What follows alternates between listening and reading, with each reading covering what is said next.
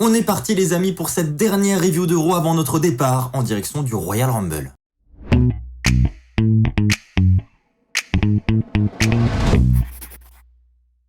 Bonjour à toutes et à tous les amis, j'espère que vous allez tous très bien et en effet, je tiens à le préciser dès maintenant, ce sera la dernière review de Raw avant 3 semaines puisque je vous rappelle qu'on part du côté du Royal Rumble avec Aurélien à partir de samedi et donc le programme de la chaîne risque d'être un petit peu chamboulé pour les 2 semaines qui arrivent et donc probablement qu'il n'y aura pas de review de Raw. On essaiera de faire des vidéos quand même sur place pour réagir à ce qui s'est passé, mais ce sera sur un format différent, je tenais à vous en informer dès maintenant. D'ailleurs les amis, pour suivre tous les coulisses de notre voyage, nos rencontres avec les superstars, etc., n'hésitez pas à nous rejoindre sur nos réseaux sociaux qui s'affichent sur votre écran et qui sont dans la description de cette vidéo, nos Instagram, nos Twitter, sur Twitch également. N'hésitez pas à nous rejoindre parce qu'on partagera énormément de contenu sur nos différents réseaux. Ceci étant dit, c'est parti, on commence avec le premier point. Pour ce premier point, nous allons parler de Becky Lynch qui va faire son entrée, qui va revenir sur ce qui s'est passé la semaine dernière. Elle va dire que Doudrop a remporté un match pour le titre au Royal Rumble, enfin plutôt Becky Lynch a offert un match de titre à Doudrop. Elle dit que Doudrop n'a rien gagné,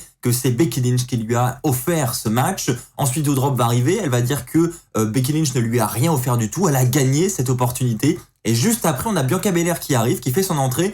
Et là on commence à se dire, ah ça y est, on va peut-être finalement avoir ce match multi-woman pour le Royal Rumble. Et au final pas du tout, Bianca Belair va simplement annoncer sa participation dans le Royal Rumble match. On a ensuite Liv Morgan qui arrive, qui va faire exactement la même chose. Autant vous dire que là, côté Rumble féminin, on a quasiment la totalité des participantes. C'est un peu n'importe quoi, on va se l'avouer.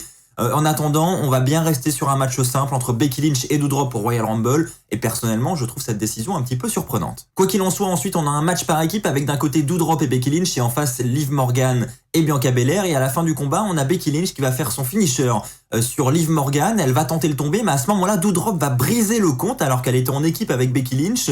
Et elle va en profiter pour forcer le tag à Becky Lynch pour elle-même réaliser le tombé sur Liv Morgan à la fin du combat. Et on a donc une victoire de Becky Lynch et de Doudrop, mais avec une Doudrop qui a un petit peu pris l'avantage sur Becky Lynch cette semaine. Enchaînons avec le Kevin Owens Show. Kevin Owens qui a un invité très spécial cette semaine, c'est Seth Rollins, qu'il va qualifier comme étant son meilleur pote, très clairement, voilà, c'est un nouveau roman d'amitié entre Kevin Owens et Seth Rollins. Et donc Kevin Owens, il est là évidemment pour mettre en avant le match de Seth Rollins du côté du Rumble face à Roman Reigns. Donc il va vendre Seth Rollins comme le vainqueur de ce combat, comme si c'était fait d'avance. Et ensuite, il va nous dire qu'il a une très grosse annonce à nous faire. Et cette annonce, c'est qu'il intègre officiellement le Royal Rumble match masculin. Et donc là, l'itinéraire pour WrestleMania pour ces deux catcheurs est déjà tracé. C'est Rollins qui remporte le titre au Rumble, Kevin Owens qui remporte le Rumble match et les deux se retrouvent à WrestleMania dans un grand match, un match de légende que tous les fans ont envie de voir. Bref, ils s'y croient déjà. Ensuite, on a l'intervention de Damien Priest. Damien Priest qui avait croisé le chemin de Kevin Owens quelques minutes auparavant en coulisses. Kevin Owens qui dit qu'il avait hâte de croiser Damien Priest dans le ring pour voir un petit peu son côté technique, pas pour connaître le Damien qui est en lui, mais plus pour voir ses qualités in-ring. Et donc justement, Damien Priest arrive pour gâcher un petit peu la fête. Il dit que les deux catcheurs sont des idiots, carrément. Et ensuite, il va dire qu'il a parlé à Adam Pearce et Adam Pearce a officialisé le match entre Kevin Owens et Damien Priest et le match a lieu maintenant. Le match a donc lieu, un bon match entre les deux catcheurs et à la fin du combat, on a justement Owens qui va simuler une blessure au niveau de la jambe. Il va faire semblant de ne plus arriver à se tenir debout et donc il va en profiter suite à l'arrivée d'un médecin pour asséner un stunner à Damien Priest. Donc très opportuniste Kevin Owens sur ce coup. Il va donc remporter le combat et battre le champion des États-Unis. Donc on a un Kevin Owens qui semble tout de même se positionner comme favori pour aller du côté du titre des États-Unis. On va pas se mentir, ça serait un programme quand même plus que cool. On enchaîne maintenant les amis avec un segment un petit peu ridicule, on va pas se mentir, avec la célébration de la Alpha Academy. Otis et Chad Gable qui arrivent avec une tenue de diplômé assez ridicule, on va pas se mentir, le pauvre Otis, bon ça le met pas vraiment en valeur. Et donc ils sont là pour faire un discours, rien de plus classique. Et ensuite on a l'intervention de Riddle qui va évidemment commencer à se moquer. Et Chad Gable va dire, bon, t'es là pourquoi Riddle? T'es là pour un rematch j'imagine.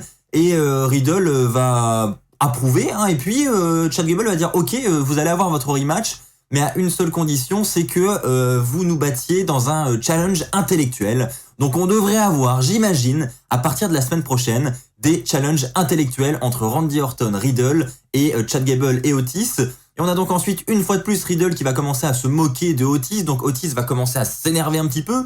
Il va sortir du ring pour aller en direction de Riddle sur la rampe. Et à ce moment-là, on a Randy Orton qui arrive par derrière Chad Gable, qui va asséner un RKO. Donc Otis, évidemment, là, va se rendre compte de l'attaque de Randy Orton. Il va vouloir retourner sur le ring. Riddle va en profiter pour frapper Otis par derrière à son tour. Et donc ensuite, on a une célébration de Randy Orton et de Riddle qui vont tous les deux enfiler, enfin surtout Randy Orton pour le coup, Randy Orton va enfiler la tenue de Otis, la tenue de diplômé. Honnêtement, ça, c'était fandard quand même. Nous allons maintenant parler de Austin Theory. Vous savez que j'aime beaucoup ce segment chaque semaine. Et donc là, encore une fois, on a eu un bon match. Et avant ce match, on a quand même eu un nouvel avertissement de Vince McMahon. Vince McMahon qui va dire à Austin Theory, écoute, j'étais en train de revisionner la fois où tu as perdu face à Finn Balor sur l'écran juste derrière.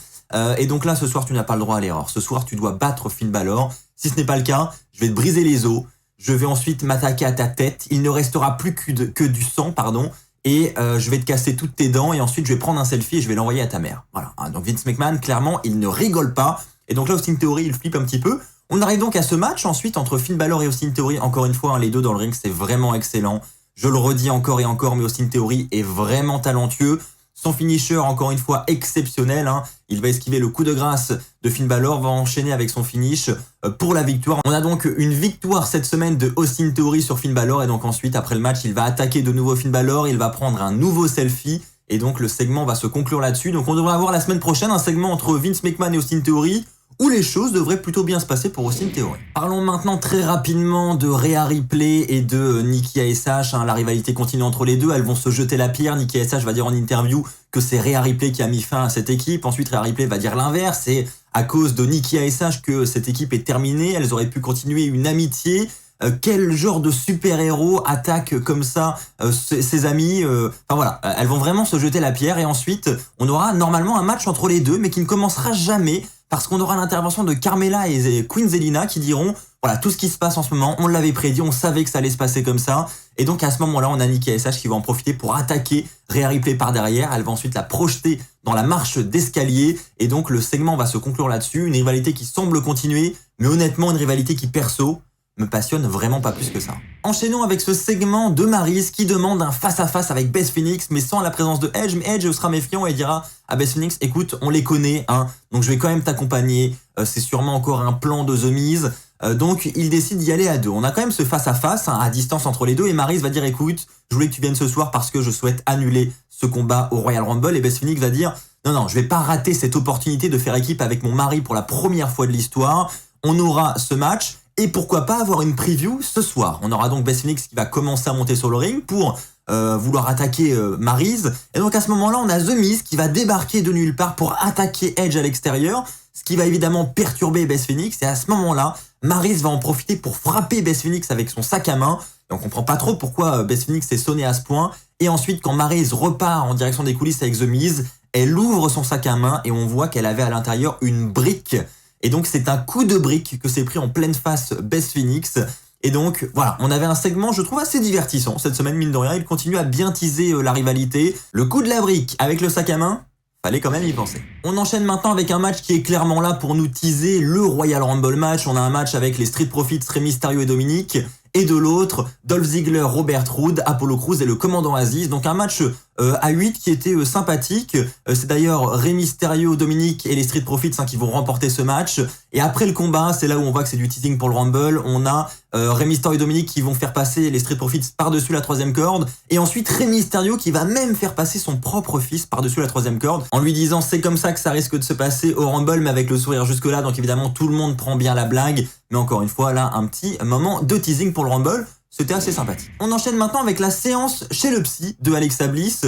Et donc là, cette semaine, le psy va dire à Alexa Bliss, écoute, faut pas que ça se passe comme la semaine dernière. Il faut, voilà, que tu te calmes et il faut que la séance se passe bien. Et donc, le psy va commencer à poser des questions à Alexa Bliss. Il va lui dire, je vais te dire des mots et à chaque fois, tu vas me dire ce à quoi ça te fait penser. Il va donc lui dire le mot ami, elle va répondre Lily. Le mot confiance, elle va répondre Lily. Le mot poupée, elle va répondre Lily. Bref, à chaque question, elle a la réponse Lily. Et plus on avance dans les questions, plus elle commence à se vénérer. Et le psy commence à se dire, bon, faut peut-être que je me taille là parce que ça va dégénérer. Donc le psy se barre en courant. Et Alexa Bliss ensuite commence doucement à redescendre. Donc voilà, on commence à nous teaser encore hein, cet Alexa Bliss qui va peut-être petit à petit retourner vers un état d'esprit plus normal, entre guillemets. Peut-être qu'on retrouvera un jour l'ancienne Alexa Bliss. On ne sait toujours pas où ils veulent aller avec cette storyline. Ceci étant dit, les amis, passons au flop de la soirée.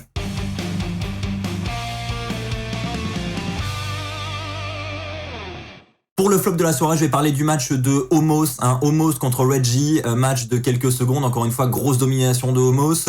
Et en plus de ça, la division 24/7 qui vient semer la panique autour de ce match, puisqu'ils vont venir poursuivre Dana Brooke. Donc voilà, on sent que là, ça part dans tous les sens du côté de Omos. Si on commence comme ça, j'ai peur pour la suite de sa carrière, le pauvre. Donc pour moi, c'était vraiment ce qu'il y avait de moins divertissant à Raw cette semaine. Mais on peut également souligner que Veer is coming. Ça y est, le retour de Veer, hein, il s'est absenté pendant 2 petites semaines, il est peut-être parti aux Bahamas, on sait pas, mais en tout cas, il est de retour. Veer is coming to Raw. Ceci étant dit, les amis, passons au top de la soirée.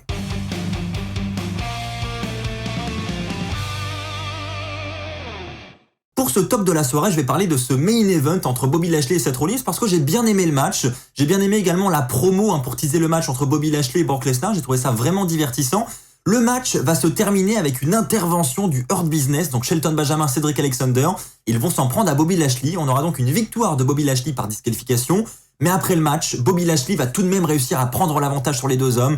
Ça va se terminer avec un spear dans les barricades. Rollins qui va regarder la scène, mais qui lui va se faire attaquer par les Usos, la Bloodline qui est présente. Alors il n'y aura pas Roman Reigns, mais les Usos vont arriver pour faire un super kick sur Seth Rollins et le show va se conclure sur ces images. Personnellement, j'ai trouvé que le main event de la soirée était assez divertissant.